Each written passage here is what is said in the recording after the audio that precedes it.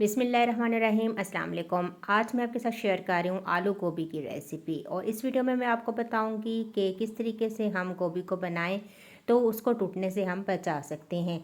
तो वीडियो को full watch कीजिएगा, क्योंकि इस वीडियो में मैं आपको मुख्तलिफ ट्रिक्स बताऊंगी कि गोभी को किस तरीके से हम पकाकर मलीदा होने से बचा सकते हैं।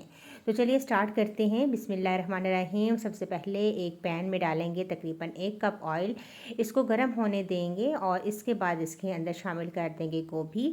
गोभी के जो बड़े फूल थे उनको मैंने बड़े साइज़ में काटा है, और जो इसकी डंडियाँ थीं उनको मैंने बारीक काट लिया है।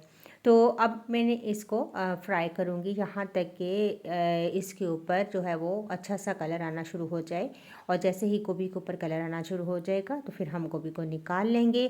ये फर्स्ट इसकी एक ट्रिक है गोभी को टूटने से बचाने के लिए। तो जब आप गोभी को फ्राई कर लेते हैं तो गोभी को काफ़ी हद तक हम बचा सकते हैं कि वो टूटे ना। तो यहाँ पर गोभी को मैंने फ्राई कर लिया है और इसको अब हम निकाल देंगे एक अलग से बर्तन में। तो यहाँ पर देखेंगे आप कि गोभी के जो फूल हैं वो बिल्कुल नहीं टूटे। तो इनको मैंने हल्का सा फ्राई कर लिया है। जैसे ही हल्का सा कलर आ जाएगा तो गोभी को निकाल लीजिए। उसी ऑयल में शामिल कर देंगे स्लाइस किए हुए प्याज। तकरीबन 2 दरमियाने साइज़ के प्याज थे, इनको मैंने स्लाइस कर लिया था और इस तरीके से मैंने इनको ऑयल में थोड़ा सा सॉफ्ट होने तक पकाया है। इनको हम ब्राउन वगैरह नहीं करेंगे, बस सॉफ्ट होने तक पकाएंगे। और इसके बाद इसके अंदर शामिल कर देंगे तकरीबन 1 टीस्पून के करीब सफ़ेद ज़ीरा। और सफ़ेद ज़ीरा शामिल करने के बाद इसको थोड़ी देर के लिए छोड़ेंगे ताकि ये क्रैकल हो जाए। इसके बाद इसके अंदर मैंने अदरक और लहसुन पीस कर शामिल कर दिया है तकरीबन 1 टेबल स्पून। और इसको भी मैं फ्राई करूँगी यहाँ तक कि इनका कच्चापन दूर हो जाए।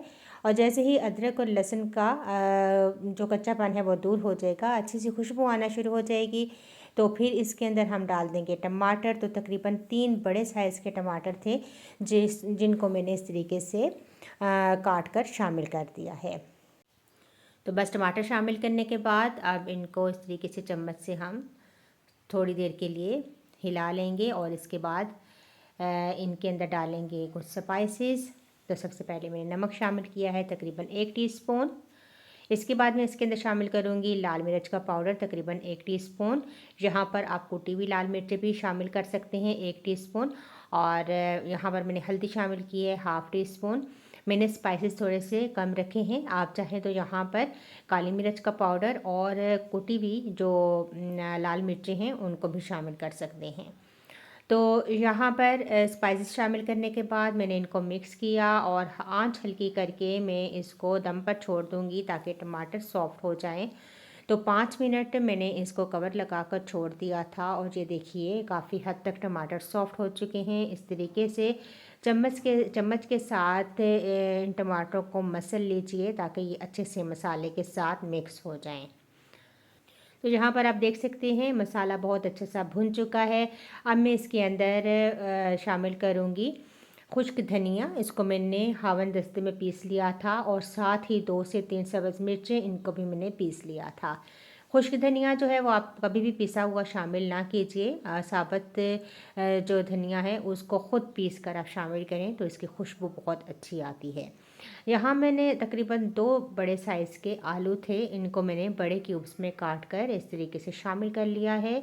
अब मसाले के साथ इनको अच्छे तरीके से उलट पलट करेंगे और इसके बाद इसके अंदर शामिल कर देंगे टमाटो प्यूरी। तकरीबन 3 टेबलस्पून के करीब मैंने टमाटो प्यूरी शामिल की है। इससे जो मसाला है उसके टेस्ट में भी बहुत इजाफा होगा और कलर में भी। तो ये ऑप्शनल है, आप चाहें तो यहाँ पर टमाटो प्यूरी शामिल करें, अगर आपके पास नहीं है तो कोई मसला नहीं, आप इसको स्किप भी कर सकते हैं। तो यहाँ पर टमाटो प्यूरी शामिल करने के बाद दोबारा से मैंने इसे अच्छे तरीके से मिक्स किया है। अब थोड़ा सा मैंने इसके अंदर पानी शामिल कर दिया है और इसको कवर लगाकर छोड़ देंगे ताकि आलू जो हैं वो हमारे गल जाएं। तो तकरीबन मैंने इसको 5 से 7 मिनट हल्की आंच पर छोड़ दिया था ताकि आलू गल जाएं। तो यहाँ पर तकरीबन हमारे 80-90% आलू जो हैं वो कुक हो चुके हैं, टेंडर हो चुके हैं। इनको अच्छे तरीके से दोबारा से मिक्स करेंगे और फिर इसके अंदर शामिल कर देंगे गोभी। तो गोभी देखिए उसी तरीके से बड़े फूलों के साथ बिल्कुल फूल टूटे नहीं हैं। तो ये तमाम गोभी मैंने जो फ्राई की थी शामिल कर दी है। अच्छे तरीके से मिक्स कर लेंगे। मसाला जो है वो अच्छे तरीके से तमाम गोभी के ऊपर आ जाना चाहिए और इसके बाद इसको कवर लगाकर छोड़ दीजिए ताकि गोभी और आलू में अगर कोई कसर है तो वो भी निकल जाए और आलू और गोभी अच्छे तरीके से गल जाएं।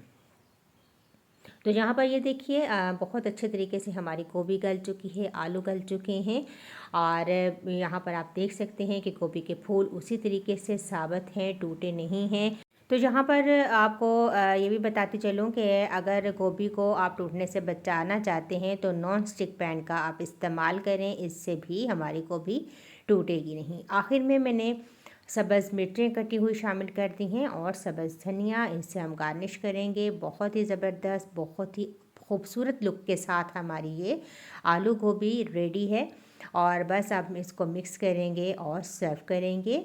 तो ये देखिए कितनी ज़बरदस्त लुक आई है गोभी की। इसको आप सैलड के साथ सर्व करें और पुदीने की चटनी बना लीजिए। तो ज़बरदस्त सी गोभी की रेसिपी है। यहाँ पर ये आप देख सकते हैं कितने खूबसूरत कलर के साथ हमारी आलू गोभी रेडी है। तो मेरी वीडियो कैसी लगी मुझे ज़रूर बताइएगा। वीडियो पसंद आए तो लाइक कीजिएगा। इंशाल्लाह एक नई वीडियो के साथ दोबारा हाजिर होंगी। अल्लाह हाफिज़।